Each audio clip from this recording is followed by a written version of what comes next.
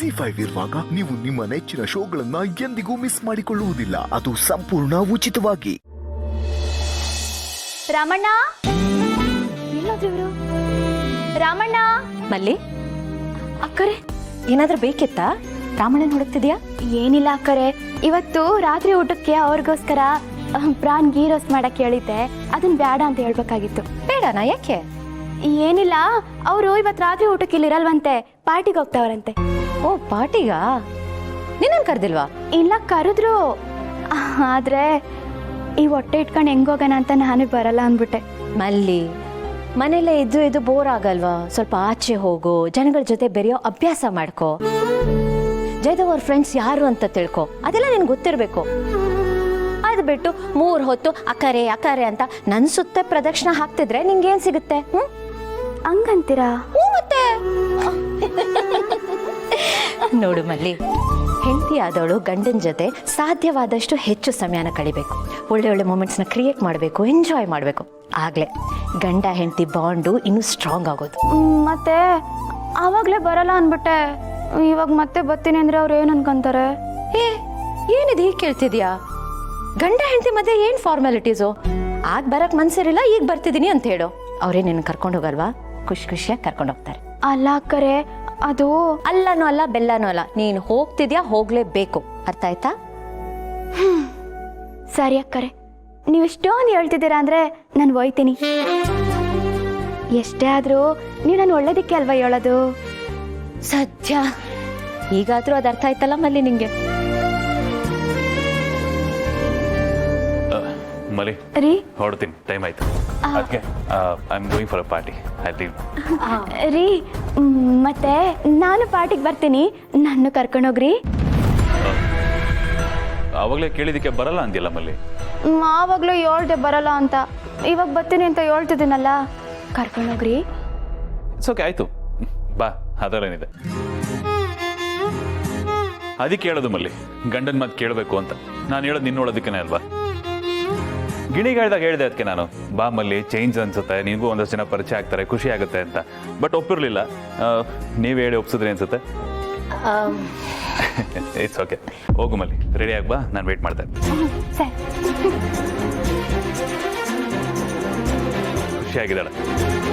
And thank you ಅದಕ್ಕೆ, ಅವಳು ನನ್ನ ಜೊತೆ ಬರೋ ಹಾಗೆ ಮಾಡಿದ್ದಕ್ಕೆ. Yo welcome. ಪಾರ್ಟಿನ ಎಂಜಾಯ್ ಮಾಡಿ. Sure, definitely, thank you. ಇವಳು ಮುಂದೆ ವಿಲನ್ ಆಗಬಾರ್ದು ಅನ್ನೋ ಕಾರಣಕ್ಕೆ ಇವಾಗ ದೊಡ್ಡ ಜೊತೆ ಕರ್ಕೊಂಡು ಹೋಗಂಗಾಯ್ತು. ಒಬ್ಬನೇ ನೆಮ್ಮದಿಯಾಗಿ ಹೋಗೋಣ, ಚಮ್ಮಕ್ ಚೆಲ್ಲೋ ಜೊತೆ ಪಾರ್ಟಿ ಎಂಜಾಯ್ ಮಾಡೋಣ ಅಂದ್ರೆ.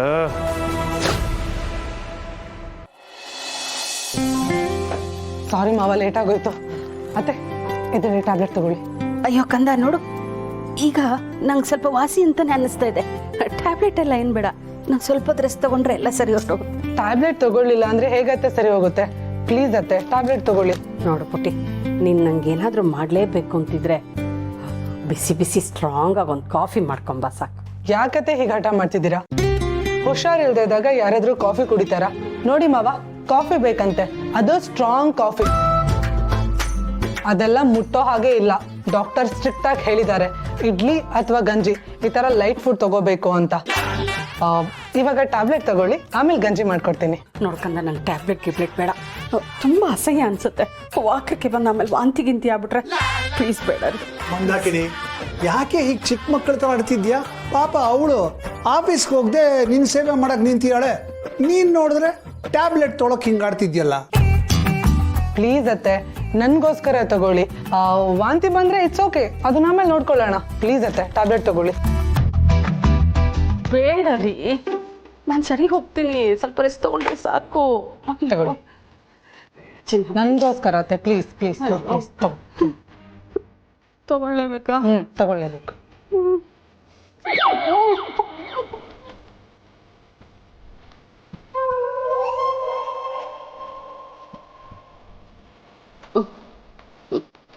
ಅಬ್ಬಾ, ಅಂತೂ ಮಾತ್ರೆ ನುಂಗ್ಸಿದ್ದಾಯ್ತು. ಅಲ್ಲ, ಇವಳಿಗೆ ಜ್ವರ ಬಂತು ಅಂದ್ರೆ ಅದು ಏನಾಗುತ್ತೆ ಏನೋ, ಚಿಕ್ಕ ಮಕ್ಕಳ ತರ ಹಠ ಮಾಡಕ್ ಶುರು ಮಾಡ್ತಾಳೆ, ಯಾರ ಮಾತು ಕೇಳೋದೇ ಇಲ್ಲ. ಸದ್ಯ ನೀನಿದ್ದಿದ್ರಿಂದ ಸರಿ ಹೋಯ್ತು, ಇಲ್ಲ ಅಂದ್ರೆ ನಾನು ಒಬ್ಬನೇ ಇವಳನ್ನ ಸಂಭಾಳಿಸೋ ಅಷ್ಟರಲ್ಲಿ ನಂಗೆ ಜ್ವರ ಬಂದ್ಬಿಟ್ಟಿರೋದು. ಸರಿ, ಈಗೇನೋ ಮಾತ್ರ ಕೊಟ್ಟಿದ್ದಾಯ್ತಲ್ಲ, ನಿನ್ಗೆ ಯಾವುದೋ ಇಂಪಾರ್ಟೆಂಟ್ ಕೆಲಸ ಇತ್ತು ಅಂದ್ಯಲ್ಲಮ್ಮ, ನೀ ಹೋಗೋದನ್ನ ನೋಡ್ಕೋ, ಇವಳನ್ನ ನಾನು ನೋಡ್ಕೋತೀನಿ. ಅತ್ತೆ ಬಗ್ಗೆ ಇಷ್ಟೆಲ್ಲ ಹೇಳಿದ್ಮೇಲೂ ನಾನು ಹೇಗೆ ಹೋಗ್ಲಿ ಮಾವ? ಇವಾಗ ತಾನೇ 1 ಟ್ಯಾಬ್ಲೆಟ್ ತಗೊಳ್ಳೋದಕ್ಕೆ ಇಷ್ಟೊಂದು ಹಠ ಮಾಡಿದ್ರು. ಇನ್ನು ಮಧ್ಯಾಹ್ನ 2 ಟ್ಯಾಬ್ಲೆಟ್ ತಗೋಬೇಕು. ಯೋಚನೆ ಮಾಡಿ ನಿಮ್ಗೆ ಹ್ಯಾಂಡಲ್ ಆಗತ್ತಾ ಅಂತ. ಅಯ್ಯೋ, ಅವಳು ಅಷ್ಟೊಂದೆಲ್ಲ ಕಷ್ಟ ಕೊಡಲ್ಲಮ್ಮ, ನಾ ಸುಮ್ಮನೆ ತಮಾಷೆ ಮಾಡಿದೆ ಅಷ್ಟೇ. ನೀನೇನು ಮರಿ ಮಾಡ್ಕೋಬೇಡ, ನೀನು ಹೋಗು, ನಾನು ನೋಡ್ಕೋತೀನಿ. ಇಟ್ಸ್ ಓಕೆ ಮಾವ, ನನಗೆ ಕೆಲಸ ಇಂಪಾರ್ಟೆಂಟ್ ನಿಜ, ಬಟ್ ಫ್ಯಾಮಿಲಿಗಿಂತ ಯಾವುದೂ ಇಂಪಾರ್ಟೆಂಟ್ ಅಲ್ಲ. ನಾನಿವತ್ತು ಇಲ್ಲೇ ಇದ್ದು ಅತ್ತೆನ ನೋಡ್ಕೊಳ್ತೀನಿ. 1 ನಿಮಿಷ ಬಂದ ಇರಿ. ನೋಡಿದ್ಯಾ ಮಂದಾಕಿನಿ, ಸೊಸೆ ಆಡಿದ ಮಾತನ್ನ? ನೋಡು, ಜನ 1,000 ಮಾತಾಡ್ತಾರೆ, ಹಾಗಂತ ಎಲ್ರ ಮುಂದೆ ನೀನು ಸೊಸೆ ಏನು ಅಂತ ಸಾಬೀತು ಮಾಡೋ ಅವಶ್ಯಕತೆ ಇಲ್ಲ. ಅವಳು ಏನು ಅಂತ ನಿನಗೆ ಗೊತ್ತಲ್ವಾ, ಅಷ್ಟು ಸಾಕು. ಅದಕ್ಕಿಂತ ದೊಡ್ಡ ಸರ್ಟಿಫಿಕೇಟ್ ಏನು ಬೇಕು? ಇನ್ನೊಂದು ಸಲ ನೀನು ಈ ಥರ ಚಾಲೆಂಜ್ ಅಂತೆಲ್ಲ ಮಾಡಕ್ಕೆ ಹೋಗ್ಬೇಡ. ನಿನ್ ಮೇಲೆ ಹಾಗೆ ಮಾಡಲ್ಲ, ಸಾರಿ. ಅಯ್ಯೋ, ಇದಕ್ಕೆಲ್ಲ ಯಾಕೆ ಸಾರಿ ಕೇಳ್ತೀಯ? ಇನ್ಮೇಲೆ ಹಾಗೆ ಮಾಡದೆ ಇದ್ರೆ ಸಾಕಷ್ಟೆ.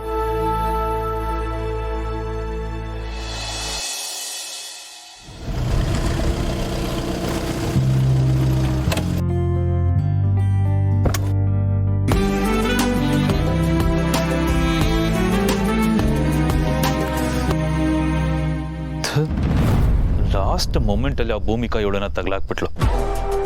ಈಗ ಏನು ಮಾಡಲಿ? ಎಲ್ರಿಗೂ ಇಂಟ್ರೊಡ್ಯೂಸ್ ಮಾಡಿಸ್ಬೇಕಲ್ಲ ಇವಳನ್ನ.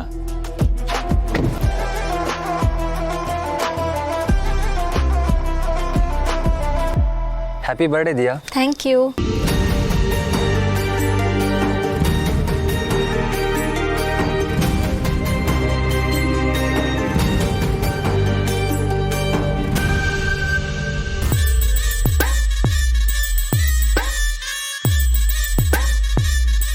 ಅರೆ, ಇವಳನ್ನು ಯಾಕೆ ಕರ್ಕೊಂಡ್ ಬಂದಿದ್ದಾರೆ? 1 second, you please carry on, I'll come back. Please carry on, I'll come back. Hi. Hi. So ಇವತ್ತು ನಿಮ್ದು ಬರ್ತ್ಡೇನಾ? ಹಾಂ, ಯಾಕೆ ಹೇಳಿಲ್ಲ ನನಗೆ? ಹೇಳ್ಬೋದಿತ್ತಲ್ವಾ? ಹೇಳಿದಿದ್ರೆ ನಾನೇ ಮುಂದೆ ನಿಂತು ಎಲ್ಲ ಅರೇಂಜ್ಮೆಂಟ್ಸ್ನ ಮಾಡಿಸ್ತಾ ಇದ್ದೆ. Anyways, happy birthday. many more happy returns of the day. Thank you so much. And this is my wife ಅಂತ ನಂಗೆ ಗೊತ್ತು. ನಿಮ್ಮ ಮದುವೆಗೆ ನಾನು ಬಂದಿದ್ನಲ್ಲ. ಎಸ್, ಸಾರಿ, ಮರ್ತೋಗಿದ್ದೆ. ಹಾಯ್. ನಮಸ್ಕಾರ.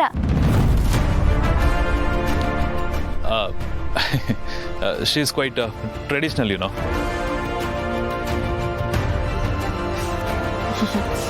ನಮಸ್ತೆ. ಬೈ ದ ಬೈ, ನಿಮ್ಮ ಕೈ ಹೇಗಿದೆ ಇವಾಗ?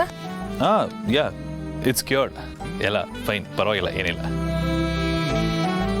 ಏನು ಮಲ್ಲಿ ಅವರೇ, ನೀವು ಇವ್ರ ಜೊತೆಗಿದ್ದೂ ಹೀಗೆಲ್ಲ ಆಗೋದಕ್ಕೆ ಬಿಟ್ಟಿದ್ದೀರಲ್ಲ, ಸೋ ಸ್ಯಾಡ್. ಓ, ನನಗೂ ಅದೇ ಬೇಜಾರಾಯಿತು. ZEE5 ಆಪ್ ಡೌನ್ಲೋಡ್ ಮಾಡಿ ಎಲ್ಲಾ ಸಂಚಿಕೆಗಳನ್ನು ಸಂಪೂರ್ಣ ಉಚಿತವಾಗಿ ನೋಡಿ.